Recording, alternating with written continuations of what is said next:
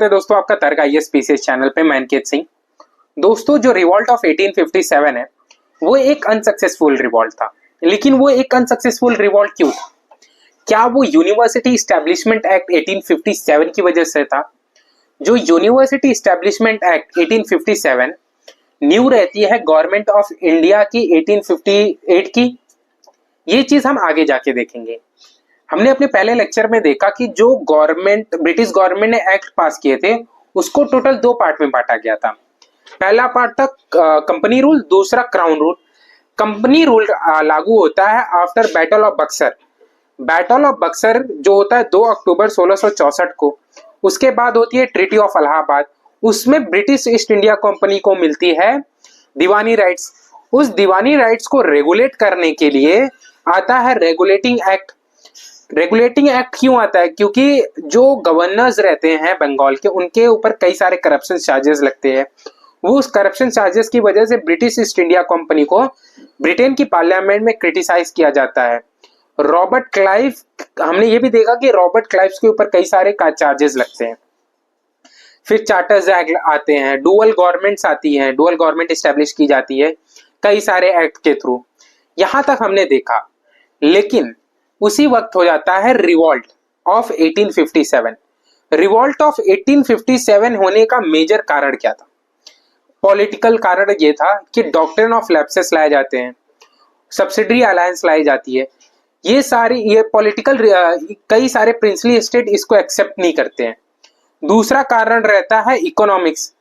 British government लाती है, जो ब्रिटिश ईस्ट इंडिया कंपनी लाती है वो परमानेंट सेटलमेंट लाती है और जमींदारों के हाथ में डायरेक्ट कंट्रोल देती है इकोनॉमिक्स का, जिसकी वजह से जो लोकल रहते हैं वो नहीं खुश रहते हैं। सोशल रिफॉर्म्स होते हैं, सती प्रथा अबॉलिश की जाती है। ये सारे मेजर कारण बनते हैं रिवॉल्ट ऑफ 1857 का। इन कारणों की वजह से कई सारे प्रोमिनेंट लीडर इसमें पार्टिसिपेट करते हैं, जैसे कि रानी लक्ष्मीबाई, बहादुर शाह जफर, नाना साहब। ये प्रोमिनेंट लीडर इस रिवॉल्ट में पार्टिसिपेट करते हैं। लेकिन ये रिवॉल्ट अनसक्सेसफुल रहता है। उसका मेजर कारण रहता है यूनिवर्सिटी एक्ट 1857। यूनिवर्सिटी एक्ट 1857 के थ्रू मद्रास, कलकत्ता और बॉम्बे में यूनिवर्सिटी स्टैब्लिश होंगी। इस यूनिवर्सिटी के चलते जो कई सारे एलाइट पीपल थे, जैसे जमींदार, ब्यूरोक्रेट्स, प्रोफेशनल, वो पार्टिसिपेट नहीं करते हैं किसमें? रिवॉल्ट में 1857 का जो रिवॉल्ट आता है उसके चलते ये रिवॉल्ट दो सेक्शन में बढ़ जाता है। जो इलाइट ग्रुप है वो सपोर्ट करता है ब्रिटिशर्स को, क्योंकि उनको लगता है कि ये जो एक्ट आया है ये इनको एक एजुकेशन अच्छा देगा और इकोनॉमिक्स बेनिफिट देगा। जैसे कि जो प्रिंसली स्टेट थे ग्वालियर के, वो लोग इस रिवॉल्ट में सपोर्ट नहीं करते। ऐसे कई सारे प्रिंसली स्टेट हैं जो रिवॉल्ट में पार्टिसिपेट नहीं करते हैं। तो यहां से ब्रिटिशर्स को सपोर्ट मिलने की वजह से रिवॉल्ट जो है वो अनसक्सेसफुल हो जाता है। मंगल पांडे जी जो बंगाल इन्फेंट्री के पार्ट थे, उन्होंने रिवॉल्ट चालू किया था कितने तारीख को? 10 मई 1857 को। मेरठ में होता है, मेरठ से चालू होता है, दिल्ली तक पहुंचता है, दिल्ली में सब लोग इकट्ठा होते हैं। ये सारे रिवॉल्ट की कहानी है, हम रिवॉल्ट को कभी और अच्छे से देखेंगे। लेकिन यूनिवर्सिटी इस्टेब्लिशमेंट एक्ट एक मेजर कारण बनता है अनसक्सेसफुल होने का। यूनिवर्सिटी इस्टेब्लिशमेंट एक्ट एक मेजर कारण यह भी बनता है कि गवर्नमेंट ऑफ इंडिया एक्ट 1858 आने का। तो हम आप देखेंगे कि क्राउन रूल कब स्टार्ट होता है? वो होता है 1857 में। खत्म कब होता है? 1947 को, जब 1947 के ब्रिटेन के प्रधानमंत्री ये अनाउंस करते हैं कि अब जो इंडिया रहेगा एक इंडिपेंडेंट कंट्री रहेगी। ठीक है, अब हम देखते हैं, आगे चलते हैं कि गवर्नमेंट ऑफ इंडिया एक्ट 1858 में क्या क्या चेंजेस हैं और क्या क्या प्रोविजंस ऐड किए गए from UPSC exam point of view से। पीवाईक्यू को भी इसमें देखेंगे ताकि ये समझ आए कि क्वेश्चंस कैसे फ्रेम अप होते हैं। मैंने पीवाईक्यू बहुत बार दिया है तो मुझे आइडिया है कि कैसे क्वेश्चन फ्रेम होते हैं। मैंने वो क्वेश्चन इसमें मेंशन किया हुआ इन पीडीएफ में। इसमें क्या होता है, जो ट्रांसफर रहता है पावर का ईस्ट इंडिया कंपनी का, वो किसको चल जाता है? वो ब्रिटेन को चल जाता है। ब्रिटेन मतलब crown rule, direct parliament authorise, parliament किस पे रूल करेगी? इंडिया पे अब करेगी। दूसरी चीज, जो गवर्नर जनरल ऑफ इंडिया था उसको governor general of Bengal viceroy में बनाया जाता है। तो पहले वॉइस रॉय कौन रहते? Lord Canning.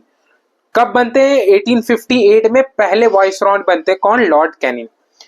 अब मुझे ये बताइए पहले गवर्नर जनरल ऑफ इंडिया कौन था, अब पहले गवर्नर जनरल ऑफ बंगाल कौन था।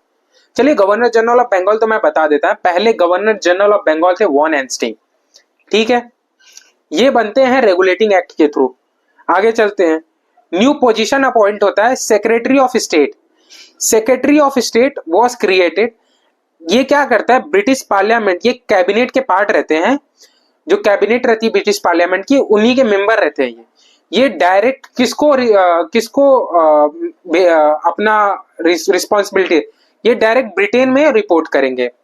ठीक है, और एक बनाई जाती है 15 मेंबर की काउंसिल्स, 15 मेंबर की काउंसिल, वो रिपोर्ट किसको करेगी, एक एडवाइजरी काउंसिल रहती है, वो रिपोर्ट करेगी सेक्रेटरी को। सेक्रेटरी किसको रिपोर्ट करेगा, ब्रिटेन की पार्लियामेंट को। इसके थ्रू ये चीज आती है। पहली चीज क्या आई, वॉइसरॉय ऑफ इंडिया बनाया गया। और उसके बाद ब्रिटेन जो ईस्ट इंडिया कंपनी, उसको अबॉलिश करके सारा रूल किसके हाथ में दे दिया गया, ब्रिटेन के हाथ में दे दिया गया। तीसरी चीज, सेक्रेटरी ऑफ स्टेट स्टैब्लिश किया गया, जो किसको रिपोर्ट करेगा, ब्रिटेन की पार्लियामेंट का। मेंबर होगा, ये सेक्रेटरी का चेयरमैन कौन होगा, मेंबर जो होगा कैबिनेट का, कौन, ब्रिटेन की जो कैबिनेट रहेगी उसका मेंबर रहेगा। 15 जन की एडवाइजरी बनाई जाती है, एक एडवाइजरी मेंबरशिप बनाया जाता है। वो रिपोर्ट किसको करेगी, कैबिनेट को, इसको सेक्रेटरी को करेगी। ये चीजें अब तक हमने देखी। ठीक है, एक सेकेंड ना। Through the act did not introduce major legislature reform, set the stage of future changes. But इस एक्ट में कई सारी चीजें मेंशन नहीं थी, जो आगे जाके कई सारे एक्ट के थ्रू इसमें मेंशन किया जाता है। The British crown took the direct control of the Indian army. अब इंडियन आर्मी जो है उसमें ब्रिटिश गवर्नमेंट का डायरेक्ट कंट्रोल है, to prevent the future rebellions. ठीक है, the ratio of British to the Indian soldiers was increased. जो British soldiers की है उसकी जो ब्रिटिश सोल्जर्स है वो इंक्रीज किए गए, और जो बड़ी पोस्ट थी वहां पे सारे ब्रिटिश पर्सन बैठाए गए। कोई बड़ा इंडियन बड़ी पोस्ट पे इंडियन नहीं रखा गया। ठीक है, आगे बढ़ते हैं, इसका सिग्निफिकेंस देखते हैं हम इस एंड ऑफ कंपनी रूल। दूसरा था स्ट्रॉन्ग ब्रिटिश कंट्रोल। तीसरा, limited the Indian participation through the civil service, opportunity were promised, real participation was denied by the to the Indians. Civil service में जो इंडियन पार्टिसिपेशन का promise किया गया था उसको आगे जाके डिनाई कर दिया जाता है। ठीक है, आगे देखते हैं, फाउंडेशन ऑफ फ्यूचर रिफॉर्म्स। ये फ्यूचर में रिफॉर्म करने का फाउंडेशन दिया जाता है। ठीक है, लेकिन इस एक्ट में कई सारे लिमिटेशंस होते हैं। पहला लिमिटेशन होता है लैक ऑफ इंडियन रिस्पॉन्सिबिलिटी। जो इंडियन लोगों की रोल रहता है इसमें उस कुछ रोल बिल्कुल नहीं रहता है। दूसरा है सेंट्रलाइज पावर, सारी चीज सेंट्रलाइज कर दी जाती है, ब्रिटिश पार्लियामेंट को दे दी जाती है। सेंट्रल ऑफ जो सेक्रेटरीट अपॉइंट किया जाता है उनके पास मेजर पावर रहती है। फेलियर ऑफ सिविल सर्विस, जो सिविल सर्विस रिफॉर्म लाया गया था उसमें फेलियर रहता है, इंडियन लोगों को कोई एक्सेस नहीं दिया जाता है। ठीक है, ये सारे रीजंस रहते हैं ये कि नया रिफॉर्म्स आ सके। क्वेश्चन देखते हैं कि कैसे क्वेश्चन फ्रेम अप होते हैं। पहला, with the reference of government of India act 1858 consider the following statement.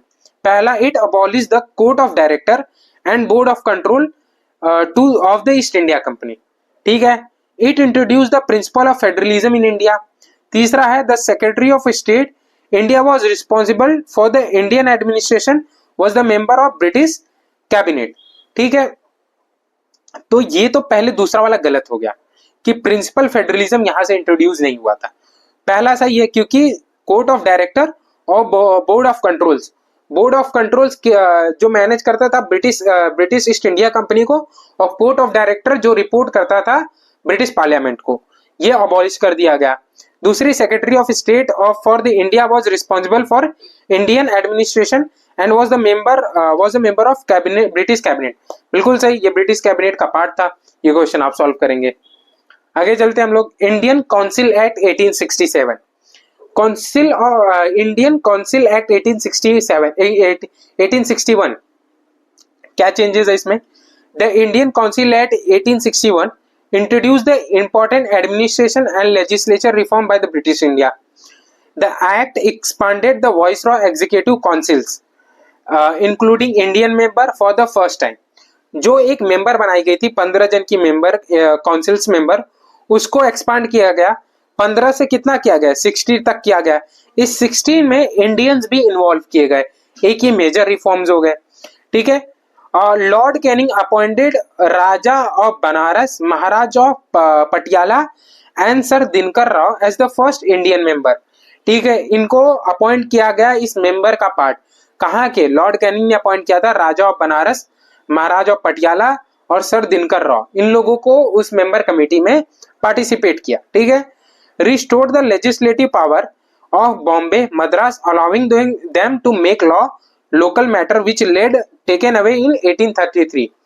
जो चार्टर ऑफ 1833 आया था उसमें जो बॉम्बे और मद्रास का जो लेजिस्लेचर पावर था उसको सेंट्रलाइज करके दे दिया गया था बंगाल में, इसलिए Bengal governor general of India हो चुका था, ठीक है।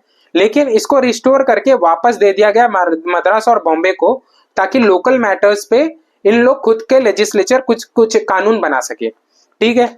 The viceroy was given power issue ordinance, जो वाइसरॉय को बहुत लेस पावर दी गई थी गवर्नमेंट ऑफ इंडिया एक्ट 1588 में, यहाँ पे इनको ऑर्डिनेंस की पावर दी गई थी इमरजेंसी के रिगार्ड में, ठीक है, फॉर 6 मंथ। फिर आया the act also marked as a shift toward decentralisation, क्योंकि सारी पावर्स जो थी वो किसके पास थी, ब्रिटेन के पास थी, उसको डिसेंट्रलाइज किया गया। थोड़ी सी पावर किसको दी गई, वाइसरॉय को दी गई, ठीक है। अब डिसेंट्रलाइज किया गया। The act led to the foundation of further legislature development in India, ये सारी चीजें हुई। आगे देखते हैं। अब हम देखेंगे कि इंडियन नेशनल कांग्रेस किसके द्वारा इस्टेब्लिश की जाती है, ये इस्टेब्लिश की जाती है एक ब्रिटिश पर्सन के द्वारा, AOU 1885 में इस्टेब्लिश की जाती है। इसके द्वारा जो ये प्लेटफॉर्म बनाया जाता है इंडियंस के लिए, ताकि ये अपना आवाज उठा सके for the political and administrative concern, ठीक है। Initially INC followed the moderate, in starting में तो एक मॉडरेट अप्रोच फॉलो करती है INC। वो डिमांड करती है कि जो बजट है उसमें राइट्स मिले इंडियंस को डिस्कशन करने का। गवर्नमेंट पॉलिसीज में call for the election instant of nominations, legislative councils में पार्टिसिपेशंस के लिए डिमांड करने लगे। तो ये डिमांड्स करने लगे और कई सारे मूवमेंट्स चालू हो गए। इन मूवमेंट को शांत कराने के लिए ब्रिटिश गवर्नमेंट लाती है इंडियन काउंसिल एक्ट 1892। इस काउंसिल एक्ट में पहली चीज तो क्या की जाती है, जो इंक्रीज किया जाता है नंबर ऑफ मेंबर, कहाँ पे, लेजिस्लेटिव काउंसिल में, इंडियन रिप्रेजेंटेटिव का, सेंट्रल एंड प्रोविंशियल लेवल पे, through the majority remained a non elected officials, जो नॉन इलेक्टेड मेंबर रहेंगे उनको ज्यादा रिप्रेजेंटेड।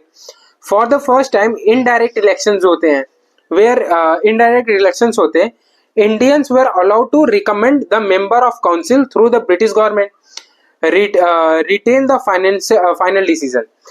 जो इंडियन रहेंगे वो नॉमिनेट करेंगे किसको, रिप्रेजेंटेटिव अपने इंडियन काउंसिल्स पे, लेकिन फाइनल डिसीजंस अभी भी किसके हाथ में, वो ब्रिटिशर्स के हाथ में है। This act was a small step toward the representative government.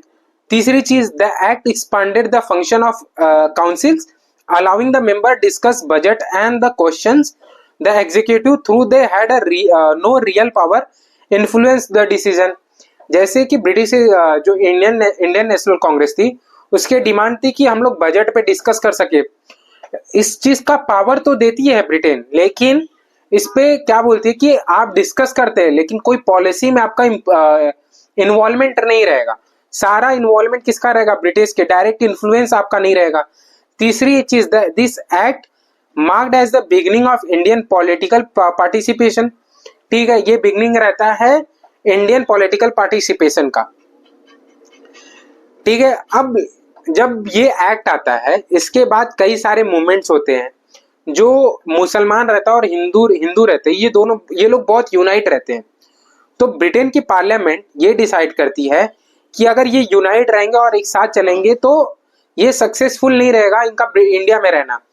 तो ये क्या करते हैं कि बंगाल को दो पार्ट में डिवाइड कर देते हैं, East Bengal, West Bengal. East Bengal represent करता था मुसलमानों को और वेस्ट बंगाल करता था हिंदुओं को। तो अब हिंदू और मुसलमानों के बीच में लड़ाई कराने की कोशिश की गई।